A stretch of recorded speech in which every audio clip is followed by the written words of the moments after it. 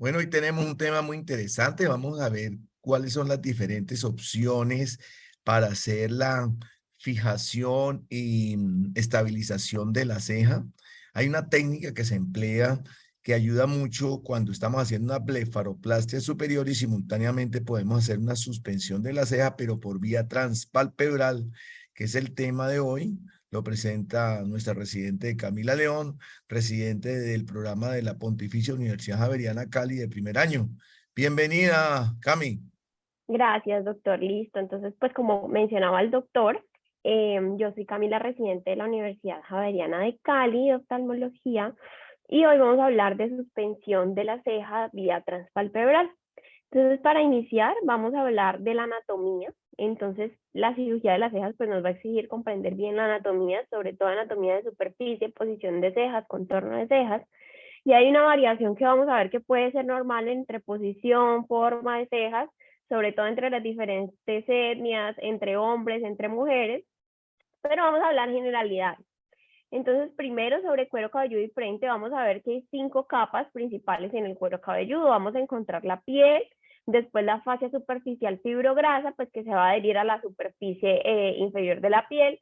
Luego vamos a encontrar una galea poneurótica que es contigua a la fascia frontal. Después de la galea poneurótica tenemos el tejido conectivo laxo. Este tejido conectivo se encuentra entre el periósteo y la capa de músculo y de la galea y contiene las venas emisarias y de arterias pequeñas. Y luego vamos a encontrar el periósteo. Luego, con respecto a la parte muscular, el complejo ceja-frente va a estar compuesto por los siguientes músculos principales, todos estos inervados por el nervio facial. Entonces, primero vamos a hablar del músculo occipito frontal, que está compuesto por 2 vientres posteriores del occipital y 2 vientres anteriores en frontal. Entonces, la galea aponeurótica o la aponeurosis epicraneal va a ser la que conecta estos dos músculos, y el músculo frontal lo vamos a ver unido a la piel, a la fascia de las cejas, y va a pasar a través del músculo orbicular de los párpados como anterior al orbicular. Y el músculo frontal vamos a ver que tiene inserción en la ceja y también se va a interdigitar con los músculos corrugadores superciliares. Bueno, luego tenemos el orbicular de los párpados, que ya lo hemos mencionado previamente. A modo de resumen, podemos ver una porción orbital, otra palpebral, y la porción palpebral la podemos dividir en segmentos preceptales y pretarsianos. Entonces, este es un músculo constrictor que provoca el cierre de los párpados, pero también va a traer las cejas, la parte inferior de la frente, regiones como de la sien, principalmente a través del componente orbital, y va a ser el único depresor de la ceja y a veces se conoce incluso como depresor superciliar. Luego tenemos el músculo corrugador. Entonces los corrugadores son responsables de producir las líneas verticales del entrecejo. Son músculos que se originan también en el hueso frontal y a veces los podemos ver hasta el tercio lateral de la ceja.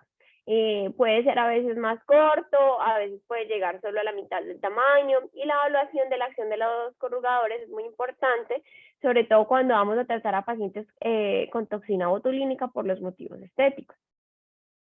Luego tenemos el músculo prócer. Entonces este músculo va a surgir de los huesos nasales y se va a fusionar con la parte inferior del músculo frontal, que se va a encontrar en la profundidad pues del frontal. El prócer tira hacia abajo de las cejas mediales. Entonces esto da como resultado esas arrugas horizontales que podemos ver en el dorso de la nariz, en la raíz de la parte nasal. Luego tenemos la almohadilla de grasa retroorbicular, que en los textos los podemos encontrar como en estas siglas ROOF. Va a estar en lo profundo de la interdigitación de los músculos orbicular y frontal, y hay una capa de tejido fibroadiposo que se ha denominado así almohadilla grasa de la ceja o almohadilla de grasa retroorbicular de los párpados. A veces también puede ser conocida como almohadilla de grasa de Chapri, y es distinto de la grasa preaponeurótica que se encuentra detrás del tabique orbitario. Mientras que esta almohadilla de grasa retroorbicular se asienta sobre el periósteo, el borde orbitario y el hueso frontal. Va a estar frente al tabique orbitario, y lo que va a hacer es permitir que la ceja se deslice de arriba hacia abajo con más facilidad, se deslice a través de esta almohadilla grasa. Y esta grasa nos va a proporcionar también parte de esa apariencia juvenil de la frente, y a medida que la grasa se empieza a atrofiar, pues vamos a ver que se empieza como a ver un poco más esquelética la frente. Y en general debe evitarse la recesión de esa grasa, pues para evitar la insatisfacción estética a largo plazo. Con respecto a la parte nerviosa, la inervación motora de la frente, el entrecejo y los músculos perioculares, como les decía, vamos a ver que la mayoría proviene del nervio facial, sale del cráneo a través del agujero estilomastoideo, y la rama frontal, de gran interés para nosotros, es la rama más superior, que va a salir de la parte superior de la glándula parótida, como lo estamos viendo en la imagen. Entonces el curso de esa rama frontal se va a aproximar o va a comenzar a 0.5 centímetros más o menos por debajo del trago y se extiende hasta 1.5 centímetros por encima de la ceja lateral y 2 centímetros lateral alrededor de orbitario lateral. Entonces el nervio va a viajar en la capa musculaponeurótica inferior de la fascia temporoparietal, aunque está representado como un solo nervio, como lo hemos visto la mayoría de veces. Este nervio pues, se va a dividir en varias ramas sobre el arco cigomático. Vamos a ver que con respecto a los nervios sensitivos, es decir, el nervio supraorbitario, el nervio supratroclear y el nervio infratroclear. Entonces el nervio supraorbitario es la rama más grande y más lateral del nervio frontal, que a su vez es la rama más grande del nervio oftálmico. Y el nervio supraorbitario va a salir de la órbita a través de un agujero que va justo por encima del borde orbitario en la profundidad del corrugador superciliar, va a pasar por el músculo frontal y nos va a dar la sensibilidad a esa piel de la frente y de los 3.5 centímetros anteriores del cuero cabelludo. Tenemos también una rama profunda que nos va a dar sensibilidad al párpado superior, la frente, también a cuero cabelludo. Y la división lateral sí suele lesionarse intraoperatoriamente, de gran importancia, lo que produce a veces parestesia y entumecimiento del cuero cabelludo.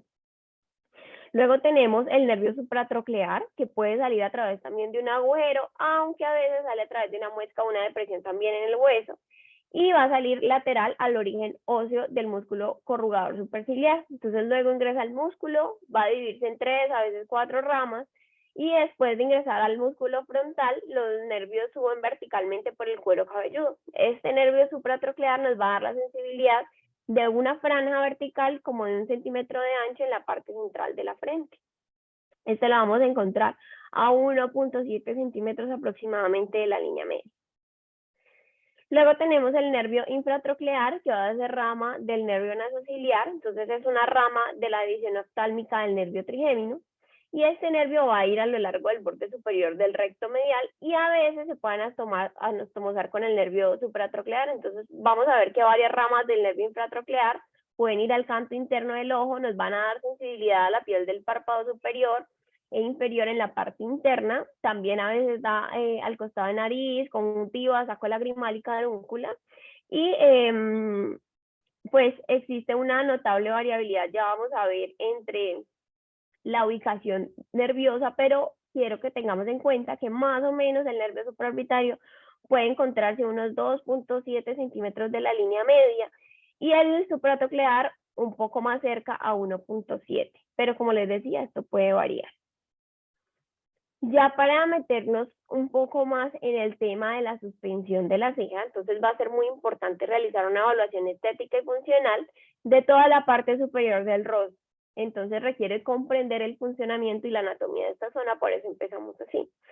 Primero que todo, cada paciente se tiene que evaluar individualmente, tenemos que tener en cuenta el perfil facial en general, la edad, el sexo del paciente y su origen étnico. Entonces, muchas veces vamos a ver que la corrección de la dermatochalasis o de la tosis palpebral en presencia de una tosis significativa de la ceja nos puede reducir la contracción frontal compensatoria y agravar el descenso de las cejas si no se aborda al mismo tiempo. Por eso es muy importante hacer una valoración integral de toda la parte superior del rostro. Y veremos que muchos pacientes realmente, pues por lo que ven, lo que conocen, nos van a expresar en la consulta molestias aisladas en los párpados o en ocasiones y en las cejas.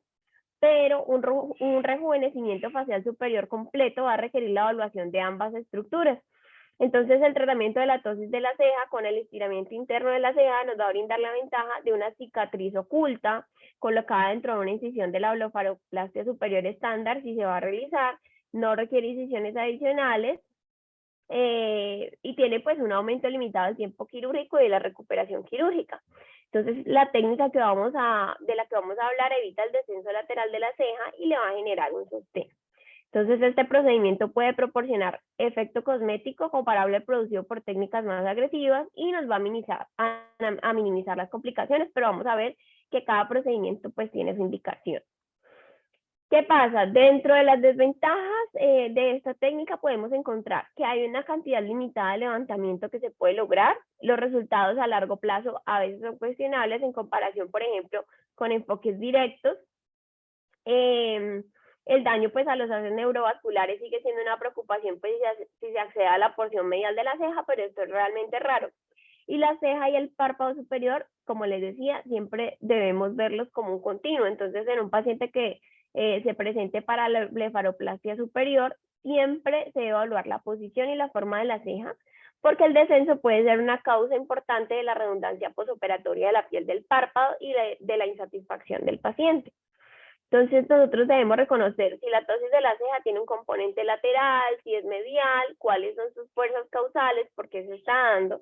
Y también es importante mantener la conciencia de los ideales de belleza que hayan hoy en día. Entonces, por ejemplo, la ceja femenina vamos a ver que se arquea lateralmente y va unos milímetros por encima del borde orbital, pero la ceja masculina, por ejemplo, se encuentra un poco más a nivel del borde orbital y va a ser mucho más plana. Entonces, aunque esto puede variar, realmente sí lo debemos tener en cuenta al momento de hacer la corrección.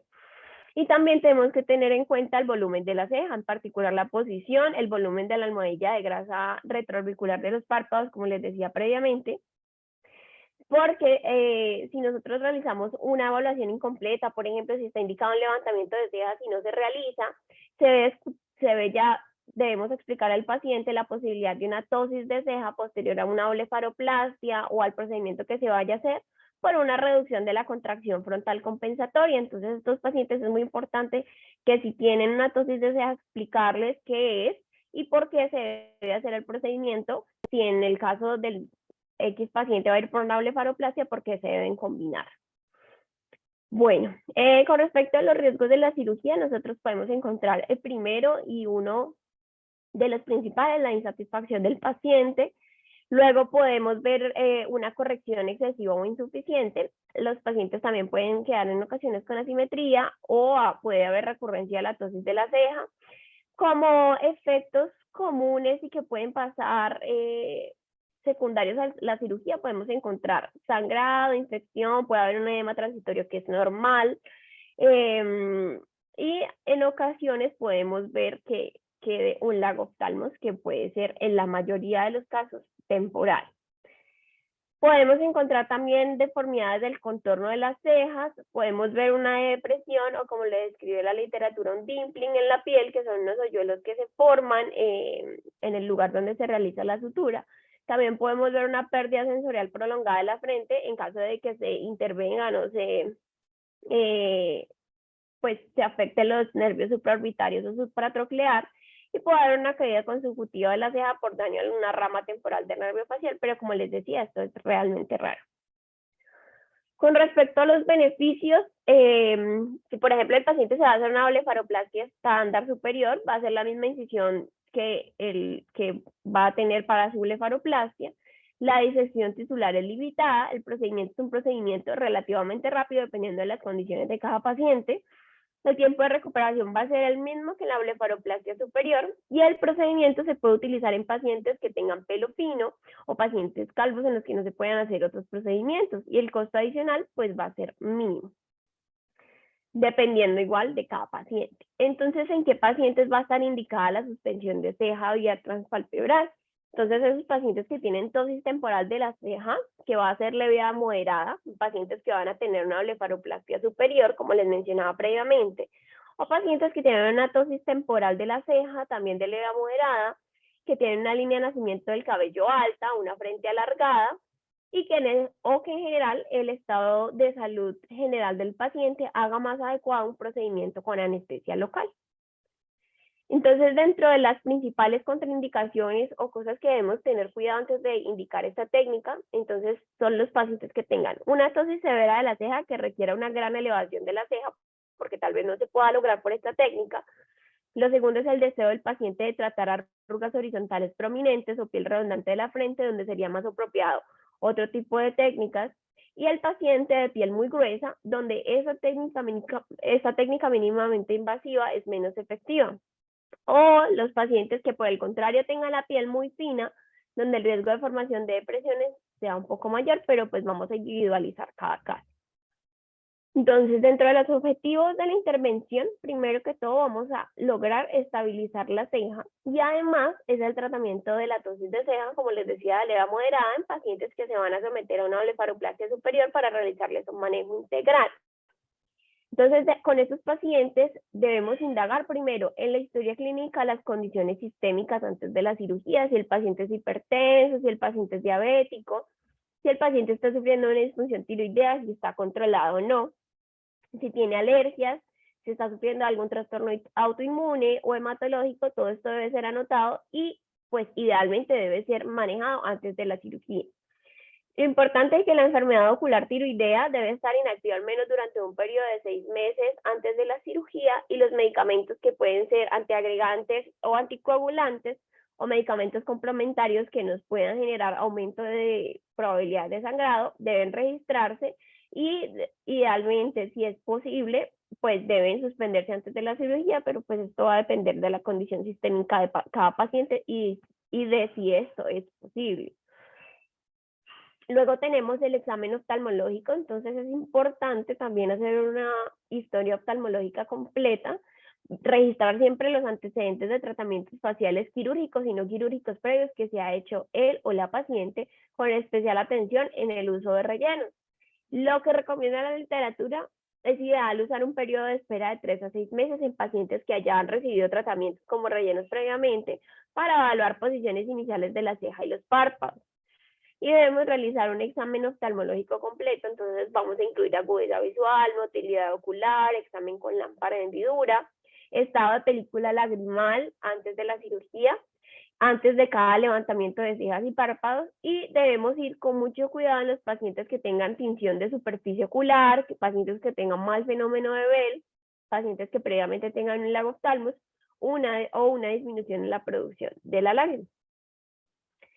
Entonces, ¿qué debemos valorar anatómicamente en el paciente? Entonces, estas son unas fotos cortesía del doctor Quintero. Entonces, en el párpado y la ceja vamos a evaluar como inicialmente el continuo facial superior. Entonces, la evaluación preoperatoria del párpado nos va a incluir distancia al margen superior, el reflejo pupilar, la distancia del pliegue del margen y la distancia del pliegue del margen con la ceja en una posición neutra. Entonces, neutralizamos el frontal para identificar la tosis del párpado superior que sea concurrente o cualquier pliegue que haya del margen preexistente o asimetrías en los pliegues, porque esto se debe registrar antes de la cirugía. Debemos también evaluar el grado de cobertura del párpado con y sin suspensión digital de la ceja y documentar la presencia de asimetrías periorbitarias previas. Con respecto a la ceja, vamos a ver la presencia, la gravedad y el patrón de tosis de la ceja en ese momento. Se determinan con el músculo frontal y el músculo glabellar en reposo, lo que logramos presionando suavemente hacia abajo con el dedo o la mano de la persona que lo está examinando. Y debemos anotar si hay tosis de ceja medial, si hay central o lateral y señalar la causa de una posición asimétrica de las cejas. En este caso era una paciente que tenía una tosis de la ceja completa medial, central y lateral. Y adicionalmente tenía como descenso y tenía una piel muy delgada en la parte frontal. Entonces, digamos que sí es una alternativa para la paciente, pero no sería la paciente ideal con la que nos gustaría hacer este procedimiento. Y tener en cuenta que si el paciente pues se depila el vello de las cejas, puede ser difícil determinar el límite inferior real. También va a ser útil palpar la grasa de la ceja y la transición entre la ceja y la piel del párpado. Entonces, la tosis de ceja vamos a ver que está presente cuando la ceja se encuentra por debajo del borde orbitario superior comúnmente, o la distancia del limbo corneal inferior al vello de la ceja inferior es menor a 20 milímetros. Bueno, nos vamos a entrar un poco en los pasos de la cirugía. Entonces, para empezar, aquí tenemos lo primero, contar con el equipo médico, quirófano, instrumental. Posterior a que contemos con todo el equipo, lo primero va a ser marcar al paciente. Entonces el marcaje quirúrgico preoperatorio vamos a realizarlo con el paciente en posición erguida. La ceja la vamos a suspender digitalmente y la vamos a colocar en su ubicación ideal. Se coloca una regla en el nivel máximo para medir la cantidad de descenso cuando se cae la ceja y se mide la misma altura y se marca cefálicamente a la frente. Entonces se puede colocar otra marca también lateral para elevar el tercio lateral de la ceja y podemos colocar una tercera marca para localizar la muesca supraorbitaria medial. Y finalmente se realiza una marca de la blefaroplastia estándar, teniendo en cuenta la posición final con la que va a quedar la ceja.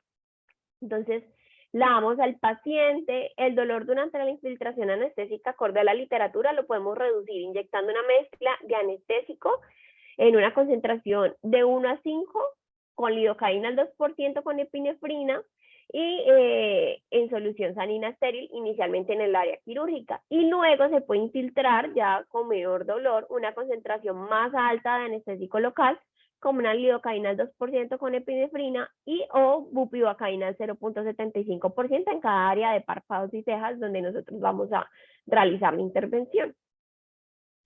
Bueno, vamos a realizar pues la blefaroplastia estándar de párpado superior, bilateral. En este caso es un ejemplo que hemos estado usando con el doctor Quintero. La incisión se está realizando en este momento con el Lellman, que es tecnología por ultrasonido. Entonces, pues aquí a la imagen de la izquierda se ve cómo se van identificando las estructuras y a la derecha es el ejemplo pues de una paciente. Luego, con unas tijeras romas, se va a realizar la disección que se lleva a cabo superiormente en el plano suborbicular hasta alcanzar al borde orbitario. Se pueden utilizar tijeras de Stevens para la disección roma superficial a la grasa que les comentaba previamente, utilizando un movimiento de extensión vertical y horizontal. Entonces, el objetivo de esos pacientes es crear una bolsa de 1.5 a 2 centímetros por encima del borde orbitario superolateral, teniendo cuidado de no extenderse tan nasalmente al paquete vasculonervioso supraorbitario. Y si existe una ptosis medial significativa de la ceja, acorde a la literatura, los músculos depresores mediales, pues en caso de que así se decida, pueden liberarse o dividirse. Y tenemos que tener mucho cuidado durante la disección para minimizar el daño a los paquetes neurovasculares, como les mencionaba, y evitar parestesias sensoriales. Entonces, hay que tener en cuenta que demasiada destrucción muscular pues puede ensanchar la distancia entre las cejas de una manera estéticamente que no va a ser como tan agradable. Entonces, pues para conocerlo. Y después, este es otro ejemplo de cómo se realiza la disección. Acá en la imagen de la derecha se ve hasta el plano hasta el que se está queriendo llegar. Y acá tenemos un ejemplo de los planos que nosotros vamos a encontrar. Entonces, donde vamos a realizar la sutura, vamos a llegar a periósteo, ahí está marcada donde vamos a insertar, como les mencionaba, la sutura, que se las voy a mostrar en la siguiente imagen. Entonces, la idea es pasar una sutura con, puede ser un nylon 5.0 o vitril, va a ir por el borde orbital superior, va a ir enganchado en el periósteo a un nivel que se correlacione con la elevación deseada de la ceja, y se coloca una segunda sutura lateralmente de la misma manera y las vamos posteriormente a anudar. Y ahí pues en la derecha también podemos ver las estructuras que nosotros deseamos coger con la sutura. Acá tenemos ya a la paciente que se ha suturado, entonces se suturó a nivel de periósteo por encima del reborde orbitario, más o menos va 1 centímetro a 1 centímetro. Se coloca la sutura doblemente armada de fijación. Esta se va a anclar, como les mencionaba previamente, en el periósteo y se va a fijar a la parte posterior de la ceja. La sutura recomendada puede ser, como les decía antes, un nylon 5.0. Se usa idealmente o se debe usar una sutura no reabsorbible y pues en ocasiones también se puede usar vitril. Estas son también imágenes de la paciente. Aquí ya se está realizando el nudo. Se debe verificar siempre pues que quede la posición en la que nosotros deseamos. Si es necesario, sentamos al paciente, vemos que las cejas queden simétricas. ¿Qué dificultades tenemos con esta técnica? Como el espacio no es tan grande, puede que en ocasiones encontremos una dificultad en hacer el enganche. Lo otro es que en ocasiones se hace un dumping o un indentado o esa depresión, como les mencionaba antes, en la piel, porque se coge demasiado paquete de la ceja y no solo la grasa. Entonces, cuando se coge demasiado volumen o se aprieta demasiado, se puede ver como ese hundimiento o ese efecto de dumping. Aquí en la siguiente, pues ya vemos cómo se corta la sutura Y luego vamos a continuar nuestra blefaroplastia estándar y una vez finalicemos la blefaroplastia superior ya vamos a tener al paciente listo para realizar el cierre con una sutura que puede ser de Prolene 6.0 en este caso. Este ejemplo que les mostré de esta paciente, este es el cambio que tuvo, realmente tuvo un cambio notorio, la paciente no tuvo una ptosis de ceja posteriormente, la blefaroplastia le ayudó como a rejuvenecer el rostro, se le quitaron esas bolsas que tenía superiores y evitamos la caída de la ceja. Acá tenemos otro ejemplo, otro paciente, todos son fotos cortesía del doctor Quintero. Igualmente evitamos la ptosis de la ceja. Como les mencionaba, nosotros debemos tener en cuenta, aunque este paciente tenía la ceja un poco más arqueada lateralmente, que los pacientes masculinos, como les decía, tienen la ceja un poco más horizontal. Entonces, pues sí hay que comentarles que les va a quedar un poco más arqueada de forma lateral. Este es otro caso igual de una paciente antes y después de una suspensión de ceja vía transpalpebral. Este es un posoperatorio más inmediato, pero desde el posoperatorio inmediato nosotros podemos ir viendo los cambios. ¿Qué alternativas tenemos nosotros para la suspensión de ceja? Entonces tenemos la opción de realizar un abordaje directo, cortando la piel. Entonces este abordaje de pronto facilita un poco más la estabilización de la ceja porque es a cielo abierto. Sin embargo, dentro de los limitantes nosotros podemos encontrar que son pacientes que sí van a tener cicatriz, que no se puede desplazar muy medial para los puntos de fijación por el supraorbitario y pues que tampoco va a elevar mucho la ceja. Aunque es eficaz para elevar la ceja, la incisión en la piel, en la elevación directa de la ceja, pues solo se puede camuflar mínimamente por la ubicación. Podemos hacerlo en la ceja, justo por encima de la ceja, buscar como una línea de expresión, una rugita que tenga el paciente, realizar ahí la incisión. Y la técnica de estiramiento directo de cejas es pues particularmente adecuada para pacientes que tengan cejas gruesas, pobladas, donde los vellos superiores de las cejas puedan enmascarar la incisión que vamos a realizar en la piel. Y debemos decirle antes de la cirugía al paciente pues el riesgo de cicatrización visible, la altura de la ceja, el contorno propuesto para la evaluación de la ceja, porque como les decía, lo mismo, la ceja masculina es naturalmente plana, entonces la técnica directa completa requiere una incisión arqueada para efectuar la elevación de la ceja y puede resultar en un contorno de ceja más arqueado en los hombres, o si la mujer ya tiene la ceja de bastante arqueada, pues puede dar un rostro como un poco más sorprendido. Con respecto a la técnica de este procedimiento, que la quiero mencionar como para que la conozcamos, a grosso modo se marca el paciente, se puede dividir la ceja en 3 partes, vamos a realizar las incisiones o vamos a marcar las incisiones en posición supina o sentada. Entonces la marca inferior se delinea dentro de las 2 o 3 primeras filas de los pelos de las cejas superiores. Vamos a hacer el marcado directo completo de la ceja, que va a comenzar en la cabeza medial de la ceja. La marca temporal directa de la ceja comienza en el tercio temporal de la ceja, donde la ceja desciende pues lateralmente, y podemos realizar una elevación manual de la ceja a la posición posoperatoria deseada para marcar el límite superior. Esa marca superior la vamos a colocar un poco más grande que el ancho de una ceja desde la marca inferior. Igual con estos pacientes lo que hacemos es anestesia local, infiltrar en áreas marcadas, se dispersa mediante compresión, esperamos 5 a 10 minutos para el efecto anestésico y hemostático completo. Realizamos una incisión cutánea, se puede usar cauterización, pero importante en estos pacientes con respecto a la cauterización es que evitarlo idealmente en el margen inferior superficial de la herida para evitar destrucción del folículo piloso. Luego un segundo paso puede ser profundizar la incisión al menos hasta la capa muscular o más profundamente hasta el periósteo. Y esta incisión va, y muy importante, es una incisión biselada.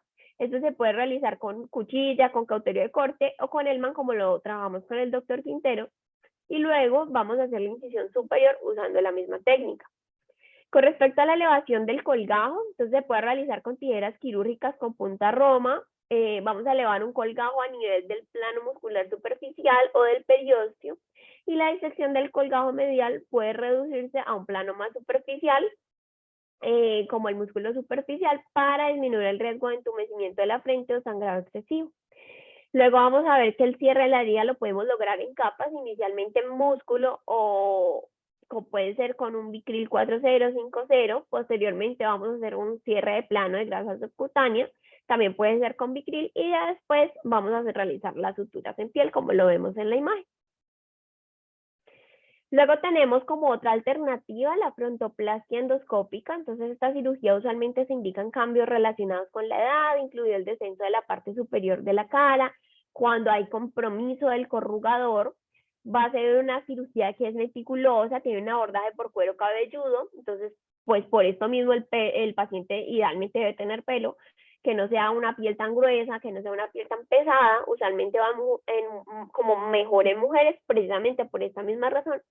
Y la estabilidad en el tiempo en algunos casos pues puede ser corta. Estos son también fotos antes y después, cortesía del doctor Quintero, de una paciente a la que se le realizó una frontoplastia endoscópica. Vamos a revisar igualmente rápidamente la técnica. Entonces, con respecto a la técnica, se seda al paciente, se realiza anestesia infiltrativa tumescente, vamos a realizar incisiones en cuero cabelludo, en sitios que vamos a marcar previamente. Entonces realizamos las incisiones con la cuchilla 15, se van a hacer en región frontal, y pues inicialmente vamos a tener una disección a ciegas que se puede realizar rápidamente en un plano subperióstico. Entonces se va a crear un bolsillo hasta el área de seguridad, que puede ser 2 centímetros por encima del borde orbitario superior, y la disección frontal va a ir hasta la línea de función temporal, conocido como el tendón conjunto. Ese tendón conjunto lo vamos a ver lateral, más o menos 2 a 3 centímetros posterior a la línea del cabello. Entonces nosotros vamos a crear ese bolsillo también en el área temporal, por encima de la fascia temporal profunda, y a partir de esa disección temporal que nosotros vamos a hacer, se libera el tendón conjunto para unir las bolsas frontal y lateral. Entonces, como que esta liberación del tendón conjunto de lateral a medial nos va a garantizar que el procedimiento se desarrolle en planos seguros, subperióstico sobre la región frontal y justo anterior a la fascia temporal profunda en la región temporal. Y una vez completemos esa disección, que inicialmente es a ciegas, vamos a introducir el endoscopio a través de la incisión temporal, lo dirigimos hacia el canto lateral en un plano justo por encima de la fascia temporal profunda, por debajo de la fascia superficial de la cara, y aquí vamos a ver el primer punto de referencia, que es una vena centinela. De esa vena debemos dejarla intacta. Lateral a esa vena encontramos un haz neurovascular, nervio, vena cigomático-facial, y lateral a este haz vamos a encontrar vena y nervio cigomático-temporal. Por encima de estas estructuras tenemos que tener en cuenta que va a ir la rama frontal del nervio facial. Entonces, una vez yo vea estos puntos de referencia, ya vamos a elegir por dónde vamos a realizar la disección. Entonces vamos a hacer disección lateral entre la vena centinela y el haz cigomático facial, que nos va a conducir a la grasa suborbicular de los párpados. La disección entre los fascículos cigomático facial y cigomático temporal nos van a proporcionar ese acceso a la parte de la cara media. Y medial a la vena centinela podemos encontrar el retináculo lateral y el tendón cantal lateral. Entonces, para realizar realmente una disección lateral completa, idealmente es necesario liberar el tejido en toda la longitud del arco cigomático, elevar esa grasa suborbicular de los párpados y liberar el retináculo lateral. Y con respecto a la disección endoscópica frontal, entonces pues el endoscopio debe ingresar a la incisión paramediana, y una vez se alcanza el borde orbitario, incluso a veces más, la disección Roma pues nos va a elevar el periósteo de lateral a medial. Vamos a encontrar también hay unas neurovascular que, como les decía en las primeras diapositivas, vamos a encontrar el supraorbitario, y todas estas hebras de periósteo idealmente se deben elevar alrededor del paquete medial al nervio supraorbitario. Vamos a dirigir esa disección hacia la glabela para elevar y liberar todos esos músculos, corrugador, prócer, y luego de que todo esto se ha disecado, se ha liberado la ceja, en el cuero cabelludo, pues vamos a realizar esas suturas de tensión que van a pasar por tejido celular subcutáneo y periósteo. Tenemos otras alternativas un poco menos invasivas. Entonces vamos a individualizar, como les decía, el caso de cada paciente. Este es el caso de dermosustentación con hilos de PDO. Son unos antes y después de una paciente que se le puso para elevación de cejas, fue con hilos espiculados, realmente sí tuvo un cambio importante.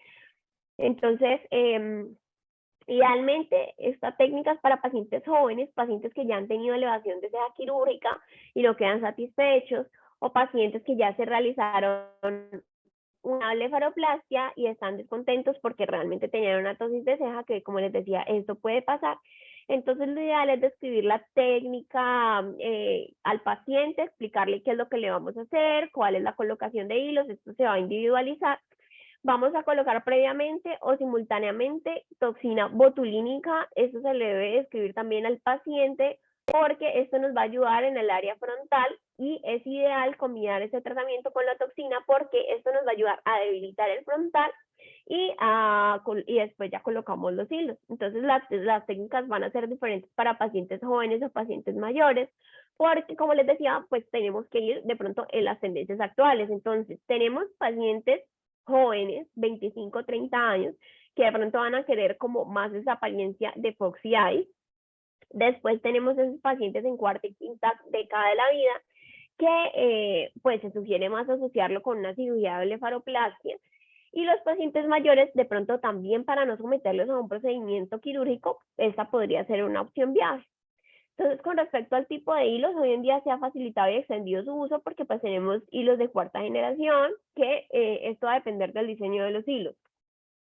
Los hilos se hacen en un molde que permiten que la base donde va la pestaña de suspensión o de tensión sea muy fuerte y su proceso de degradación se retrase. Igual debemos explicarle al paciente que la colocación de hilos es de forma temporal. Y lo otro que ha facilitado la técnica es que actualmente uno de los laboratorios que lo produce tiene modelos específicos para cada área del rostro. Aquí hablaba con el doctor y el ejemplo de los hilos Petit. Bueno. Luego tenemos los eventos adversos y complicaciones. Algunos son comunes y esperables para la cirugía, por ejemplo, los pacientes que pueden presentar sangrado. Entonces puede surgir un sangrado importante de las arterias superficiales temporal, supraorbitaria y supratroclear. Entonces los hematomas realmente pueden suceder, no ocurren en el 100% de los pacientes, depende también de la predisposición de cada paciente. Y cuando son pequeños van a resolverse con el tiempo. Entonces, un hematoma en expansión significativo ya sí nos debe hacer pensar en algo que esté sangrando activamente, debe tratarse con drenaje quirúrgico, cauterización de vasos para lograr una hemostasia.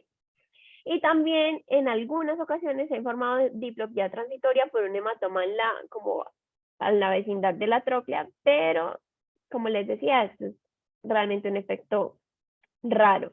Y las inyecciones anestésicas preoperatorias adecuadas con epinefrina, la hemostasia quirúrgica meticulosa, el cuidado postoperatorio como una elevación de la cabeza, hacer que el paciente se coloque compresas frías, control de la presión arterial, nos van a disminuir ese riesgo de sangrado.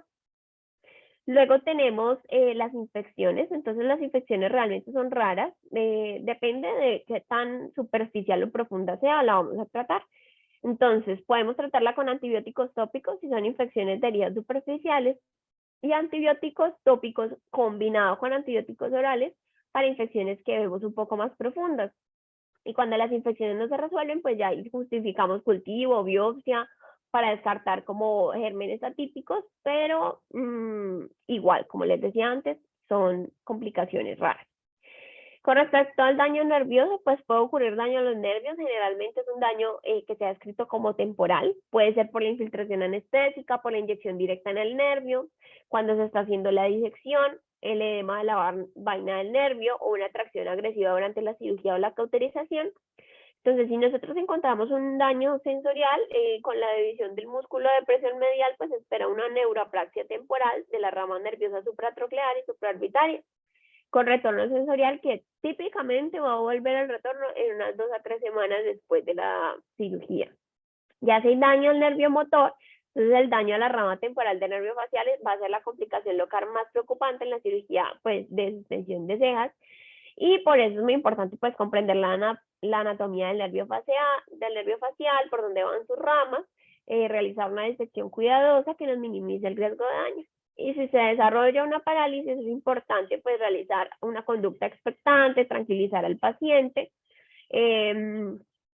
realizar un seguimiento frecuente, y se puede utilizar una como neuromodulación contralateral, puede ser con una toxina botulínica para mejorar la simetría hasta que se recupere la función nerviosa, que en muchas ocasiones se recupera sola. Y si la función motora no se recupera después de varias semanas, pues ya se justifican los estudios de conducción nerviosa. Luego tenemos el lagoftalmos y ojo seco. Entonces, si se presenta lagoftalmos o un mal tono orbicular, pues se recomienda lubricación ocular postoperatoria hasta que resuelvan las molestias oculares. Mientras también disminuye el edema, podemos tener, como les mencionaba previamente, uno o una hipercorrección. Entonces, la hipocorrección, según escribe la literatura, la mayoría de los casos en los que se obtiene un efecto inferior al deseado van a ser pues porque el paciente realmente o no era el adecuado para el procedimiento, o hay una selección inadecuada de la técnica de levantamiento de cejas. Y igual esto puede ocurrir una atenuación del efecto con el tiempo y puede prevenirse con medidas como inyecciones de toxina botulínica en el orbicular, en la parte orbitaria lateral. Y si tenemos una hipercorrección, entonces puede ser porque hubo una resección excesiva de músculos depresores de la ceja medial, que haya un ensanchamiento, que haya una elevación de ceja medial, contornos, defectos del contorno glabreal. Entonces esto va a crear una forma de ceja como más desfavorable, con una mirada que se ve como muy sorprendida. Y en casos leves, pues nos puede ser útil la inyección de toxina botulínica en el área frontal central, que nos puede ayudar a mejorar esta apariencia. Ya si es muy pronunciada, la ceja medial pues se puede bajar quirúrgicamente. Y si esta apariencia ya es el resultado de una elevación lateral de la ceja insuficiente en comparación con el área medial, lo que se puede es como repetir la suspensión de la ceja lateral de forma aislada. Con respecto a la asimetría de la ceja, entonces algunos pacientes vamos a encontrar que pueden tener una asimetría de las cejas antes de la cirugía. Es muy importante documentar eso, porque muchos de ellos, como tienen su asimetría previa, aún la pueden mantener después de la cirugía. Si no había simetría antes de la cirugía, probablemente pueda ser relacionada con la colocación diferente de las suturas, que pueda requerir una revisión. Con respecto a las depresiones o los dumplings, para finalizar, entonces es importante colocar las suturas que sí sean profundas para proporcionar una fijación y estabilidad duradera, permitir un buen rango de movimiento de los tejidos blandos suprayacentes. Y la colocación de suturas demasiado superficial pues nos puede causar esos dumplings o esos hoyuelos, esas erosiones en la piel. En ocasiones lo que nos describe la literatura es que el masaje nos puede ayudar a liberar esos hoyuelos en la piel, y si ya no resuelven, pues puede ser necesario, si la incomodidad o la satisfacción del paciente es demasiada, una revisión quirúrgica. Muchas gracias.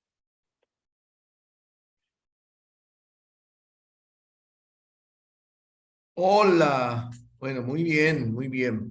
Bueno, pues esto queríamos traerlo a colación porque cuando estamos ante pacientes que tienen estas depresiones o tosis de las cejas y el paciente no desea ningún procedimiento grande, pues uno puede asociar esta estabilización o suspensión de la ceja por vía transpalpebral. Julián, experiencias tuyas con esta técnica allá en México cuando te hiciste el entrenamiento. Julián es el doctor Espinosa, que vive en Valledupar, siempre nos acompaña. ¿Qué más, doctor? ¿Cómo está? Camila, Bien. felicidades ¿Cómo está, por la doctor? charla. Todo muy claro, en orden, todo muy bien. Gracias, La doctor. técnica también la hago así igualito. Transblefaroplastia, cualquier persona que yo sienta la necesidad de no solo subirlo, o sea, también sirve para subir, pero de estabilizar la ceja. Ese es el término que yo uso porque no es una cirugía específica para elevar la ceja. De acuerdo.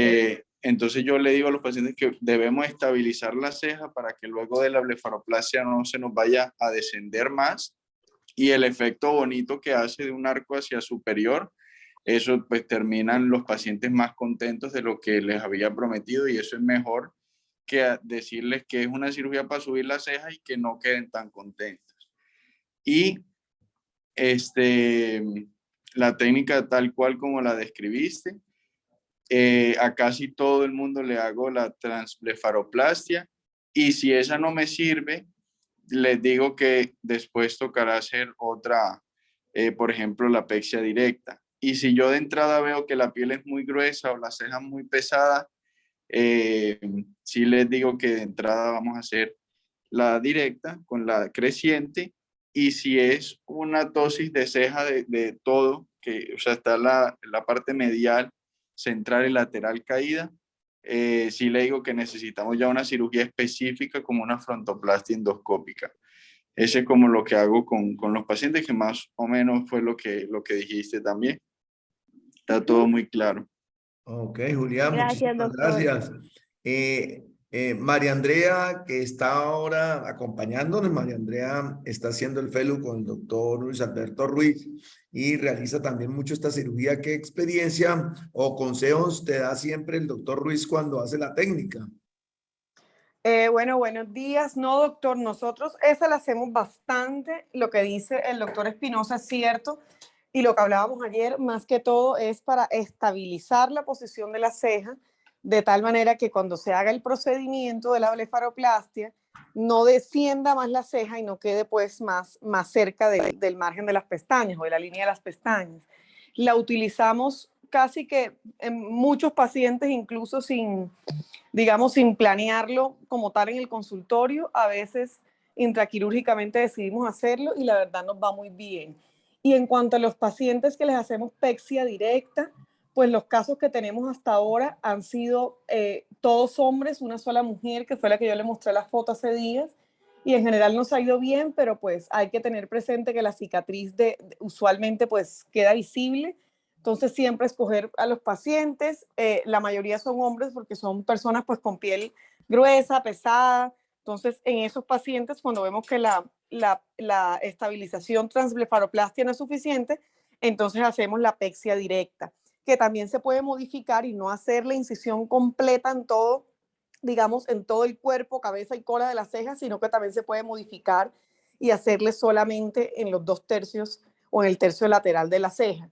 Y la endoscópica, bueno, es así, pues lamentablemente no la hacemos tanto allá, pero lo que decía Camila, ya son pacientes en los que se busca, digamos, levantar un poco más el tercio superior de la cara, que ya tienen rítides, que también sirve, digamos, como un efecto de lifting de alguna manera.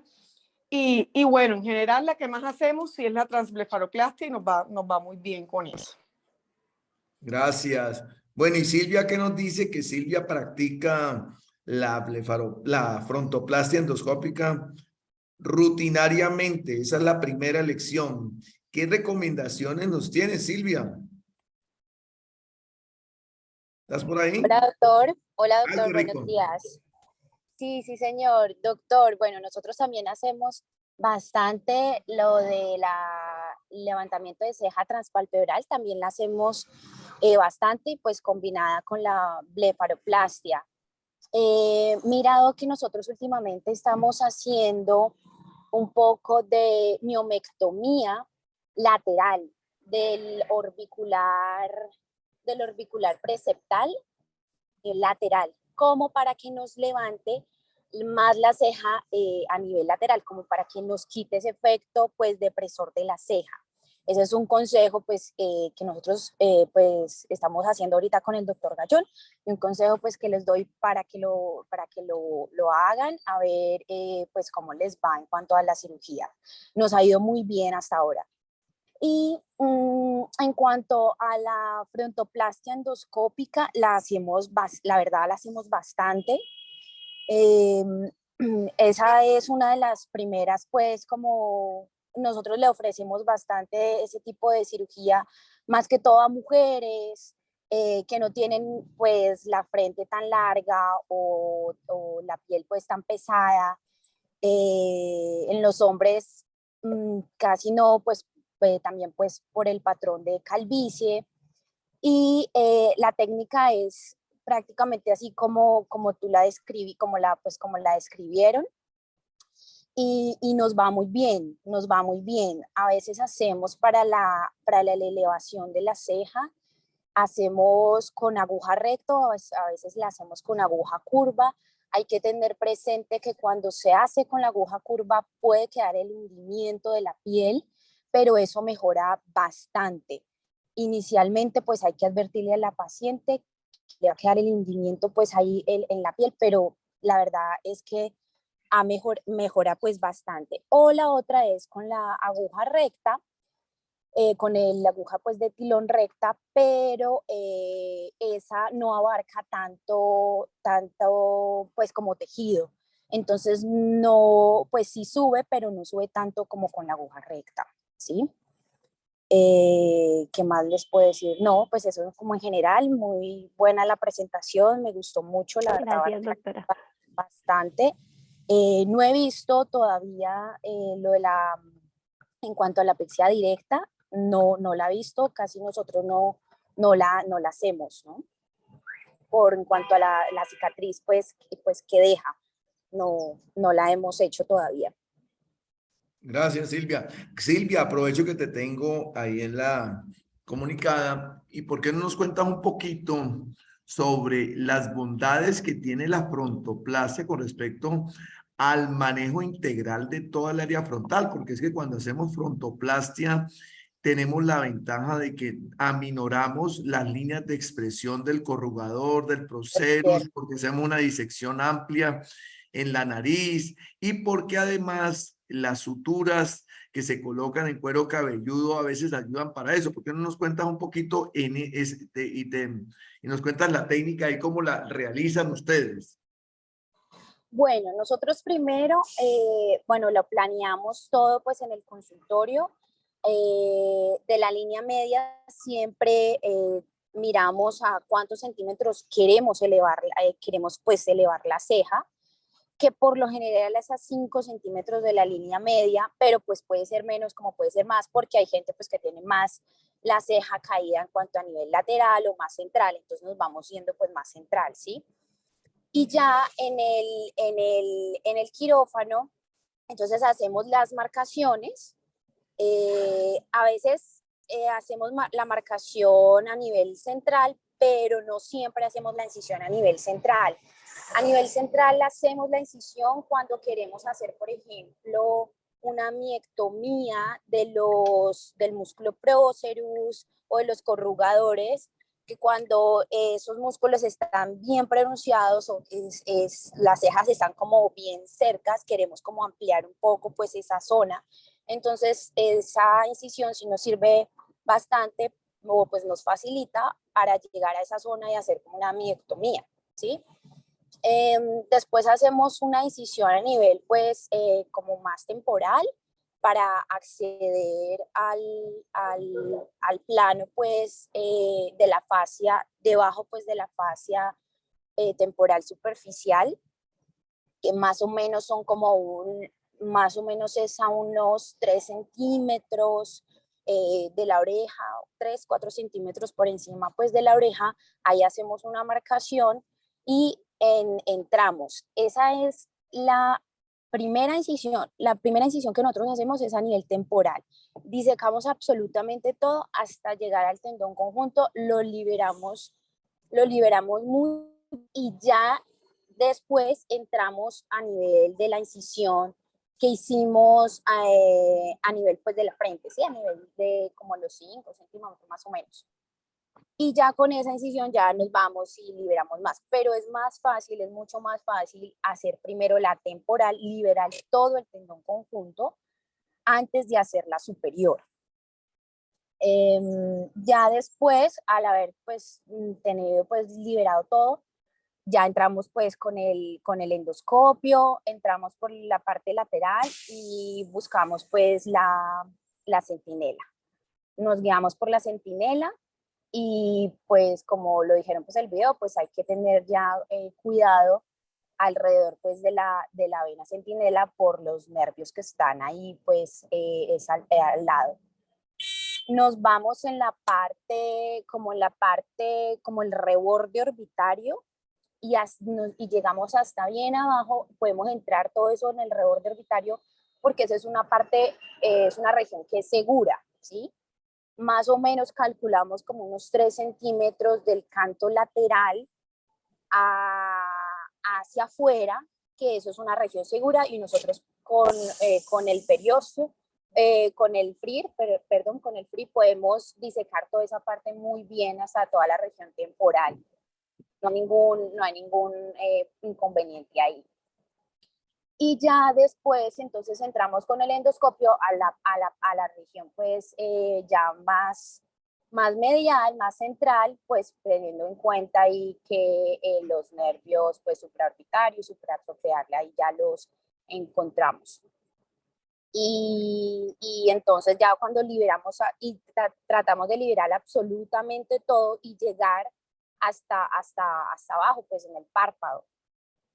Y ya después, entonces, ya cuando tenemos absolutamente toda la frente pues como liberada, ya nos procedemos pues a colocar pues el punto donde lo queremos pues elevar la ceja, ¿no? Correcto. ¿Qué beneficios tiene? Pues lo que hemos visto es que si hacemos, por ejemplo, la miotomía, obviamente las líneas en cuanto a la glabela nos mejora bastante. La piel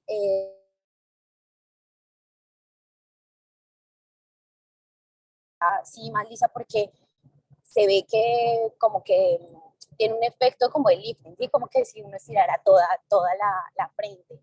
Y a las pacientes, y como la mayoría son mujeres, a las pacientes la verdad les gusta mucho ese efecto que queda. Hay que advertirles que en los primeros meses, hasta pueden durar unos 3 meses o en algunas pacientes puede durar hasta 9 meses, la pérdida como de sensibilidad, ¿sí? A nivel de la frente, el cuero cabelludo, pero eso va mejorando pues poco a poco. Ok, bueno, no, Silvia, súper, qué bien, nos Muchas aclaraste gracias, muchísimo. doctora. No, con mucho gusto. Bueno, pues para todos una feliz semana, excelente revisión del tema. Son técnicas que nos ayudan muchísimo a, a que tengamos armamentarios diferentes para nuestro abordaje y nuestras capacidades quirúrgicas y de disponibilidad de equipos. Entonces, muchísimas gracias. Julián, gracias por acompañarnos y a todos mis residentes, gracias por estar acá y feliz semana. Con mucho Gracias a gusto, todos. chao. Que esté muy bien, gracias. Gracias. Gracias.